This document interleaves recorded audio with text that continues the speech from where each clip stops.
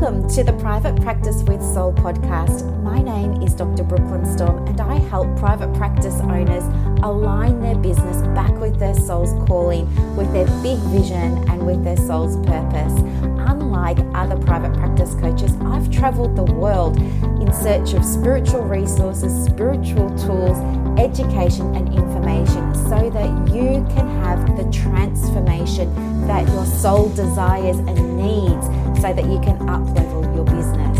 How much fun is this? I love it so much.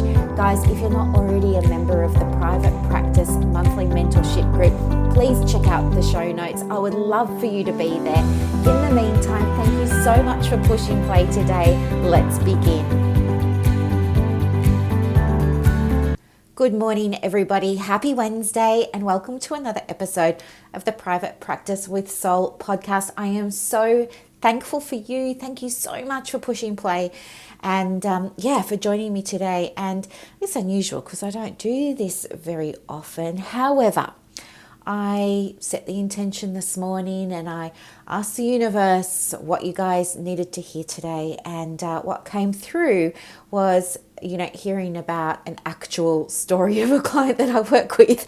And that makes a whole lot of sense actually, because I don't actually talk about my clients that much, do I? I talk about myself and I use myself as the frame of reference. I use myself as the model and the lesson. But I get it. Sometimes you need to hear about other people. And so, that's what I'm going to do today. So I want to talk with you about a client that I recently finished working with, and I've got her permission to share this story. Her name is Emma. Now, Emma is sort of dominating LinkedIn at the moment when it comes to human design. So she's in private practice. She's a wellness coach, and her area is human design. So I don't actually know much about human design myself, but she knows so much about it. She's built this huge coaching business with it, and she's just doing so well. The reason that she signed up for coaching with me was because she wanted to work more on her ability to, what I call create your own reality, which we're all doing all the time. You might call it manifesting. We're always manifesting, right? Whether you're aware of it or not, you're always creating something, whether that's your experience of the day, whether that's something else, but you're always creating something. The difference is you can either do it with awareness and consciousness or not. You can just be on autopilot. It's like when you're driving to work, you arrive at work and you're like, oh my gosh, how did I even get here? That's like when we're not consciously manifesting. When we are consciously manifesting, it's like, oh yeah, I passed a puppy being walked by its owner, and I saw two people at the traffic lights that were waiting to cross, and I saw a bus, and you can remember all of those things. So anyway, she wanted to work on manifesting. She specifically wanted to work on a story. She wanted to have her own story. Now, she had a problem when it came to manifesting because she was putting up blocks in her own way. She's getting too caught up in her own head. And I don't know if that's ever happened to you. You feel like perhaps you're just overthinking it, but you can't let it go. You're like a dog with a bone, and you just kind of, you're consumed by it, almost obsessed by it. And you just keep thinking about it. So that's what was going on for her. And because she was all caught up in her head, she was missing out on some of the key components of being like a master manifester. I guess what she really wanted as a result of us working together was she wanted to learn how I manifest things in my business. So she wanted to know how I manifest things like money, clients, referrals, visibility, all of that sort of stuff. So if you go back to earlier podcasts, you'll know this podcast began under a different name. It was actually called Manifest Change because I was all about manifesting and using it for private practice. But it wasn't cool to talk about it with private practice then, and I was still finding my feet with it. So I called it Manifest Change. But I had heaps of examples in there of people that I was working with that were manifesting all those sorts of things. And Emma wanted to have her own experience of manifesting. She tried reading the books, and she tried watching other people's webinars, and she tried coaching before, but it just hadn't landed for her for some reason. And then this was then feeding into her, cognitive loop around how she's not very good at manifesting, but she really, really wanted to be. So she came to me because she saw that I had an international best-selling book last year. I've written and published 2 books last year. I've been on TV talking about manifesting, all this sort of stuff as it relates to running a business. And so that's why she came to me for help. And I was super excited to take on the challenge. And here's the thing, we had to spend a little bit of time undoing some of the things that she'd already learned from other coaches. There was information that just wasn't working for her. Not that other coaches had given her wrong strategies or wrong tools, but I think it had just not sat well with Emma. And so what we needed to do was try and work with her to shift her blocks. And she was very engaged and she was very, very motivated. She was showing up, she was doing all of the work. But there was this period in our time together over the 90 days where it was almost like, she was so frustrated with me. She was so frustrated with the process. I remember it was like 2 sessions back to back where she was just, simmering, I could see, because she was feeling very, very frustrated. This was about halfway through our time together. She just sort of hit a wall, and it was this feeling of being blocked. It was this feeling of being frustrated that was only amplifying the block, right? And it was preventing more of the conscious manifesting in her practice from being able to take place, from being able to, transpire for her. And this frustration was turned inward. She was mad at herself. She was questioning herself. Why can everybody else do it and I can't? And, one day she said to me, so if you've been listening to me for a while, I'm sorry, you're going to hear this story, but I'll just do the 25 words or less version for the newbies. So when I first started manifesting, one of the things that I did was I was so excited about it that I talked to my mum about manifesting. So my mum and I are super close. On this particular day, we were down in San Remo, out of Victoria in Melbourne. It's a fishing village. We were down there, and then my mum said, well, I want to manifest too, because I'd been telling her about what I'd been manifesting. So anyway, she said, show me how to do it. So I showed her how to do it. We're just in the car. And then she said, listen, I'm going to manifest a piece of choc orange fudge. And anyway, long story short, we managed to go to a coffee shop on the way home, and this coffee shop really only roasts beans and sells coffee. But on this particular day when we went in there, they'd had a bit of a change, and they had a display cabinet that had fudge in it, and I was so excited. And I asked the lady when I was ordering my coffee, hey, do you have choc orange fudge? And she said, no, I don't. And then I was it was a roller coaster, right? I was like so happy that they had fudge now, but then and really hopeful, and then they didn't, so I kind of crashed. And so I'm waiting for my coffee, near the counter, and then this other lady comes along. She's mopping the floor, and she asks me if I'm okay, am I being served, why the long face? I said to her, oh, I was just hoping that you had chocolate orange fudge. And she said, oh, well, I do, darling, it's out the back, come with me and I can cut you a piece. And I couldn't believe it. We'd never seen fudge in this shop before, ever. And that they had choc orange fudge out the back. And anyway, so we got it. And it was like, I ran back to the car so fast, I nearly spilled my coffee everywhere. But my mum was so happy and she was so ecstatic, and so was I. And so Emma was saying to me, I want my own choc orange fudge story. I want that for me. And so what we were able to do was create challenges for her around manifesting, because she works really well. She's a high achiever. She loves to achieve goals. She loves to be stretched. And so we use this approach of setting her challenges. And anyway, it was so good because we started off with small challenges, then medium ones, then hard ones. And the next week she came back to me, and well, actually during the week she was messaging me going, oh my God, I found this. Oh my God, I found that. So one of the things that she had to manifest was a lemon. Well, later on that day, she manifested a lemon. And then she had to manifest a white cat. And she sent me a picture of a white cat in a lemon tree. and things like this. And so as with each manifestation, her confidence started to grow. And then towards the end, she said, oh, give me something difficult, give me something difficult. So I gave her some more difficult ones. She achieved those. And then I said to her, set your own difficult ones. And so she said, well, I'm going to manifest a Smurf. And would you believe, within a week, she'd manifested not one, but 2 Smurfs. Oh, one of the other things that she manifested was a purple hatchback car, which I don't think they're that common, that she managed to find one like within 48 hours.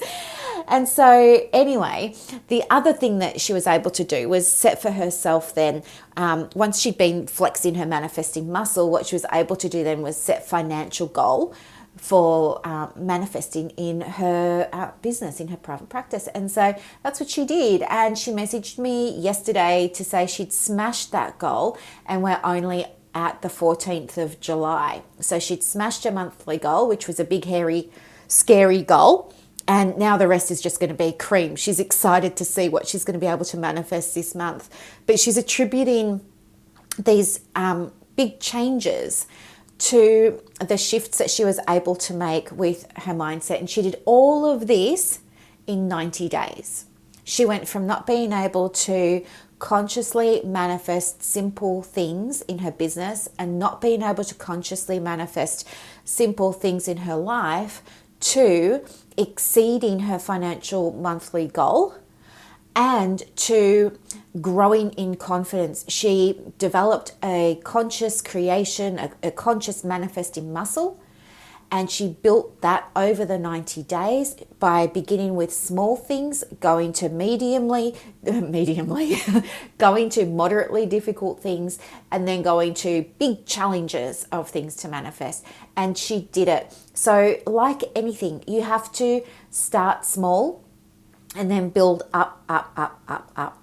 So she absolutely accomplished her objective, and I'm so excited to be working with her again. She's re-enrolled for more. I don't know what the future's going to hold or what her objectives are for the next 90 days, but it's just proof that the sky is the limit. And here's the other thing. This is also proof that it's not so much about strategy. This is about your mindset, and this is about allowing yourself to get out of your head and surrender to the process. The way that we did it was by setting an intention. So an intention is just what you mean to do. So we meant to build her manifesting muscle. We meant to manifest a lemon. We meant to manifest a white cat. We meant to manifest a purple car. And so from that space of intention, what we then did was looked at a process of like letting that go. Of course, there are more steps in between, but I don't have much time on this podcast. But anyway, the key was really around letting it go and stop obsessing about it. And I think that that was what made the difference for her.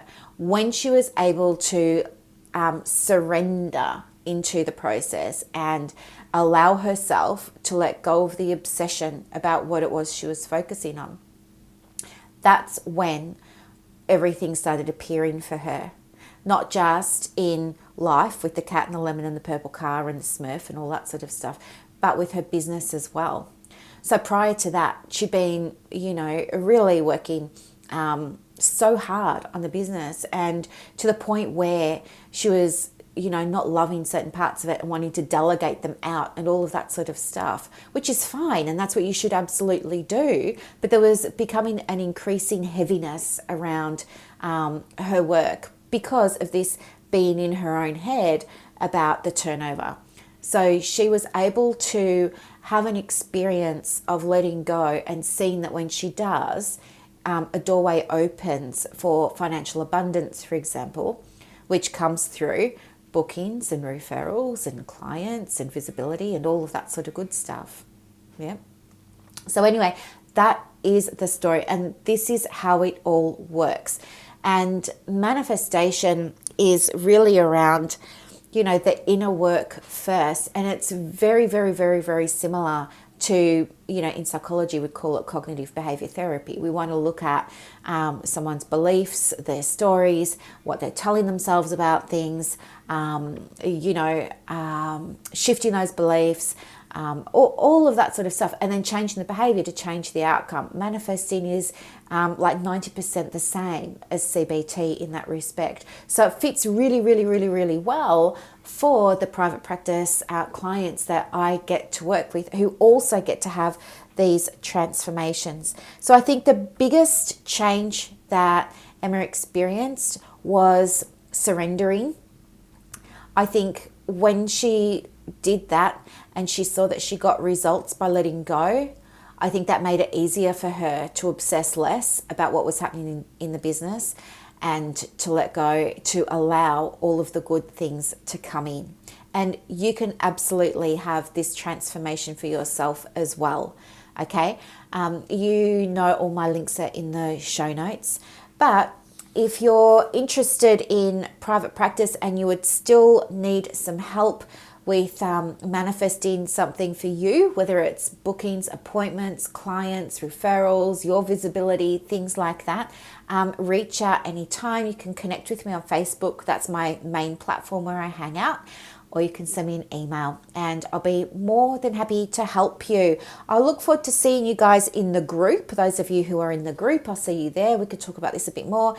For my coaching clients, so excited, your 90 days is about to start and I cannot wait to see what you all create for your private practices. You guys are going to crush it and I'm so happy for you. Thank you to everybody who's listened today. Have a beautiful day. You're all doing so well. Have a great day, everybody. Bye.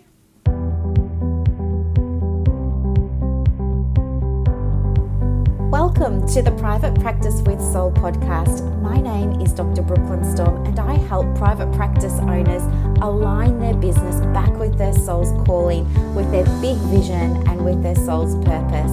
Unlike other private practice coaches, I've traveled the world in search of spiritual resources, spiritual tools, education and information so that you can have the transformation that your soul desires and needs so that you can up-level your business. How much fun is this? I love it so much. Guys, if you're not already a member of the Private Practice Monthly Mentorship Group, please check out the show notes. I would love for you to be there. In the meantime, thank you so much for pushing play today. Let's begin. Good morning, everybody. I know it's not Saturday, it's Monday, isn't it? And I'm very sorry that you didn't get the podcast episode on Saturday. I've had a few queries from people asking where was it and am I okay? Do you know what? The honest truth is I was just feeling like I needed a weekend to rest, recharge, repair. Honestly, you can go to my Facebook feed, you can go to my Instagram feed. I was using all my crystals. Yesterday I felt really drawn to my moldavite and my rose quartz and my chrysocolla. Oh my gosh, chrysocolla, it's so beautiful, isn't it? Google it if you haven't seen it already, but I love it because it reminds me of the beach. It reminds me of like waves crashing below the cliffs. It's a stone that has deep green, deep blue, little bits of brown like rocks that might be below the surface, and little bits of white like caps on the ocean waves. And I just look at it and I feel calm, but I know that calm is just a kind of like what we see on the surface, isn't it? When what's going on underneath all those caps on the waves is actually something very powerful. So I felt called to use my crystals yesterday. I got back into my regular routine of meditating. I woke up 10 minutes earlier today and did my meditation again. I'm just feeling so much better. So here's a lesson. If you're feeling like you're getting a little bit tired, then absolutely it's fine to take a break and allow yourself to rest and repair. I think you'll find most of the time, most people are very understanding. So anyway, Today I want to answer a listener question. So this was a request that came through on email asking what's something that this lady might be able to do today that might be able to make a difference in her private practice. And I think this is a great question, but it's also very broad, isn't it? So what I've done is I've just thought about some clients that I've worked with in the past and some stuff that's been coming up lately in some of the groups that I'm in. And I thought I'd speak to that. So there was a lady, I'm going to say her name was Mel, but it wasn't. Mel was working as a psychologist and she was working for a nonprofit organisation, okay? And she'd been there for maybe 5 or so years. And, you know, she started that job and in the beginning she was loving it. But what had happened was over time, she'd become very aware that there was pressure from the organisation for her to do a lot of the admin type things, you know, like track her numbers. There was pressure on her to see a high volume of patients or clients. She had to move them through the system very, very quickly. So they had to come in, be triaged, have an assessment, all that sort of stuff. So have some quick, direct therapeutic intervention and then be, you know, referred out for more sort of ongoing stuff. And so I guess what had happened was over time, I would become aware that the admin was increasing and the direct client work was decreasing. She'd also become aware that as this was going on, her joy and her happiness were decreasing because the role was no longer in alignment with her values. It was no longer in alignment with why she even got into psychology in the first place, which was to help people. The good thing about this situation was that it had given her a lot of time to reflect, and she became really aware that what was important to her was the long-term work with clients. She wanted to see somebody at the beginning of their journey and then through to the end of the journey. And that was super important to her. She had tried to see whether or not there was a way to make this work in her current workplace, and there just wasn't because of funding restrictions and this, that, and the other. So then she was talking to some girlfriends about it, and they'd suggested to her that maybe she look at starting her own private practice, right? Which, okay, great idea. But here's the thing, she didn't know anything about how to start one. And so she went into Facebook groups and she started asking people, oh, you know, I'm thinking of starting a private practice. So I'm just pouring myself a cup of herbal tea here while I'm talking to you because it's only 2 degrees in Western Port right now. It's freezing. I can't even see my front fence for the fog. It's crazy. Gabe, my dog, he's on the bed and I've turned the electric blanket on for him so he can be nice and warm. So he's rugged up and toasty warm over there. Oh my goodness. Anyway. So where was I? So she goes into these Facebook groups. She's like, hey guys, you know, I'm thinking of starting a private practice. What do I do? And guess what? She gets bombarded with everybody giving their opinion on what she should and shouldn't be doing for private practice and on what they think the most important things are. And you know what? She's reading all of the comments, and while she's very grateful and thankful that people are writing back, it's making her more aware that there's a lot she doesn't know. And she's confused because people are telling her different things, okay? So now she's like, all right, what do I do now? And here's the other thing, you know, I think once you become aware that you're not happy in your current role, it makes that awareness increase, don't you think? Like, I know when I was working for an employer years ago, I got to the point where I wasn't loving it anymore. And then once I realized I wasn't loving it anymore, every subsequent day became more of an effort. And it had nothing to do with clients. I love doing the client work, but I just mean all that ancillary stuff that goes around it, right? So anyway, she wanted to know, like, what do I do? What's the next step? And so I spoke with her and we had a conversation. It was really nice, actually. And this is always such a joy for me because I love helping women unpack, you know, their why. I want to understand what's important to her with her business, and I want to understand what her vision is. And a lot of the time people don't have one, you know.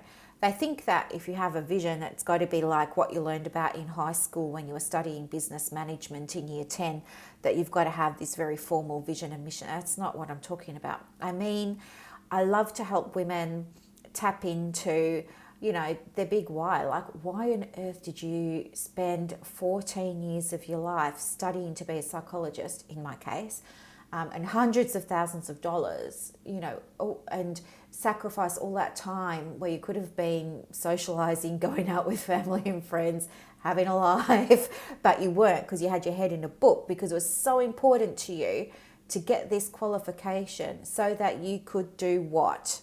And I don't think it's enough when women say, oh, I just wanted to help people. Yeah, everybody says that. But take it further. Like, how did you want to help them? Why did you want to help them? Did you have some experience in your life that made you want to give back, And so, in one of the groups, I asked people, what's your story about why you started in private practice? And it was so beautiful to see why everybody got into it. Some people that had a really positive experience with a social worker or a counsellor or a therapist or a psychologist while they were growing up, and that had really made such a deep and profound impression on them that became their why. They wanted to do that too. They were inspired by their own journey working with that person. Other people said, well, I saw a movie and I realized, the impact that one person can have, and I really wanted to have an impact, and, things like that. And everybody has a different story, but it was just so beautiful to see. But that's what I mean in terms of trying to anchor into your vision. Like, really go back and think, why did I choose this degree? Why was it so important to me? If I said to you today, hey, come and get coaching and pay $40,000 for it and you can have a beautiful practice, you'd probably freak out. Yet you went and spent hundreds of thousands of dollars on your university education, and you're really going to sit there and tell me you don't know why, or you did it to help? There are cheaper ways of helping people. You must have had some reason why this was important to you, and it was so important to you that you sat up at night and you did the assessments, you did the tutorials, you gave the presentations, you drove into the city, you went outside your comfort zone, you crammed for exams, how many hours have you spent in university libraries photocopying stuff or on the microfiche? Maybe I'm showing my age now. But you know what I mean? How many hours did you sit in lectures? How many hours did you spend outside of lectures sitting down with girlfriends, reviewing your lecture notes? All of that sort of stuff was propelled because you were motivated. But what were you motivated to do? Why? How did you want to help? And I think that is the first step in understanding what private practice can mean for you. Okay? And that's something that we tend to veer away from when we're working for other people. When we work for other people, it's kind of like getting married, I think. When you're in a long-term relationship or when you're married with someone, you know how it feels like you lose a little bit of yourself, but you gain a little bit of that other person. You start dressing the same, you start using the same phrases, you start watching the same things on TV, stuff like that. And then when the relationship falls apart, you go through this whole process of, what's my identity? Who am I? Oh, I'm going to go back and do those things that I used to do before I met him or her, right? And so you have to go through that process of rebuilding. I think it's kind of the same. When you're working for an employer, you leave some of your stuff at the door and you have to take on some of their stuff, don't you?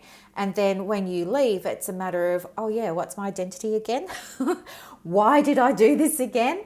And that's got to be the first step. And the number one thing that you can do to make a difference today in your private practice is to allow yourself the space and the time to really reflect on your why, okay? And that's what your purpose is in a way, yep? It's not this big intangible thing that you can't see, that's bigger than you, that you'll never be able to figure it out. No. Make it easy for yourself and just ask yourself, why do I want to do this? And why is this so important to me? And what effect do I want to have on the world or on a certain group of people? Or how do I, not everybody wants to serve, by the way. Some people just don't like that idea of servitude. So if you're in that category, that's great, don't worry. But think about how you want to help, how you want to make an impact, just like you have an income goal for your private practice, you absolutely need to have an impact goal. So think about, what kind of impact do you want to make? What would that look like? Who are you working with? How are you working with them? What's the legacy? How do you help this person change, and what changes in their life around them? This is a ripple effect that, you're throwing a pebble in the pond and you're creating this ripple effect, aren't you? It's the same with therapy. When we help one person, they then change who they're being, and what they're doing, how they're behaving, what they're thinking, feeling, and saying to the people in their inner circle, and then to their friends and acquaintances, and then to who they work with. And do you see what I mean? The ripple effect. So that's the number one thing that you can do. And I think it's a step that's often skipped because we're just in a rush to get out of where we are and into something new. And we have these ideas. We're very focused on, you've got to make some money. I've got to do it for myself. It's going to be my way or nobody else's way. I'm choosing the furniture for my room. I'm finding a logo. I'm choosing a business name. It's all very, ego focused, keeping you nice and safe financially, nice and safe in a business sense, all that sort of stuff. But here's the thing, when you're not anchoring the practice from the beginning into your why, you're not going to have a soul aligned practice, are you? It's just going to be another business that you don't feel connected to. And you're going to have difficulty in that business because it's out of alignment with your values. It's out of alignment with your vision. So the number one thing that you can do right now, right today, that can make a difference in your practice is giving yourself the space to sit down and reflect on why you want to do this, okay? And I would also ask yourself, what stories are you telling yourself about running a private practice? Write that stuff out. What story am I telling myself about running a private practice? Or what story am I telling myself about starting a private practice? Write that out as a journal prompt and write for 4 or 5 minutes and see what comes up for you. And then ask yourself, all right, that was a surprise. That's interesting what's come up there. Where on earth did this story come from? Maybe it's your story based on your experience, but I bet it's not. I bet this is stories that you've internalized because you read it in a Facebook group, you read it in someone's email, you have girlfriends or colleagues that are running their private practice and they've shared their story with you and you've taken on their story as yours. I bet it's probably not even your story. And then ask yourself, how's this story helping you? Is it helping you? And journal to that. And then write out, what would I rather tell myself? What would I rather the story be about me and private practice? All right. So there's 4 or 5 journal prompts that you can use today that are super powerful. And I hope that they really do help you. The other thing that you can do to make a difference in your private practice today is get help. And I know there are so many of you who are new to this podcast, and I want to welcome you with open arms and, bless you. I'm so pleased that you're here. Honestly, I am. But one of the things about getting help from a new person is that you don't know them, right? So it feels scary and you kind of feel a bit hesitant and a bit resistant, don't you? I know. I've been in that position too. But something that really helped me was getting to know people first. And so what I can do to help you get to know me is you can absolutely come and join my group. It's only going to cost you $1 for the first 30 days. And I want to give you that so that you can see the training I provide in the group. You can participate in the coaching calls, get some support for your practice. They happen every Monday at 11 a.m. You're welcome to binge watch all of the pre-recorded ones, the recorded ones that I did before that are in there. Plus, I've got units in there where there are tools and resources to help you at any stage of your private practice. Plus, you get to join a community of other women who are at different stages of either starting or developing their private practice as well. And unlike other groups and coaches and stuff like that, my coaching is done through a spiritual lens. I want to help you understand how to work with your intuition in your private practice. I want to help you understand how to work with tools that can help you unlock and uncover some of the inner resources that you have so that you can affect change in your private practice that will bring it into alignment with your core essence. All right. But if you've been listening for a while and if you've been following me on social media for a while, then you well and truly know who I am and how I work. And I do have a couple of spots open for one-to-one coaching, and it's more affordable than you might think before you panic about the money. The goal has always been for me to help you get your practice where you want it to be, and it's not going to cost you a fortune to do that, but I want you to get the experience and get the results, okay? And I will put the information for both of those things and my email address in the show notes for you. So please get in touch with me, reach out. I'm so excited to hear what you thought about this podcast episode and if it made sense for you and if it landed for you, and if you loved it, please review it so that I can get it in front of more people, because that's part of my impact goal. All right, lovelies, have a beautiful day. Stay lovely and warm and stay nice and safe too. Thank you so much for listening. Thank you. Bye, guys.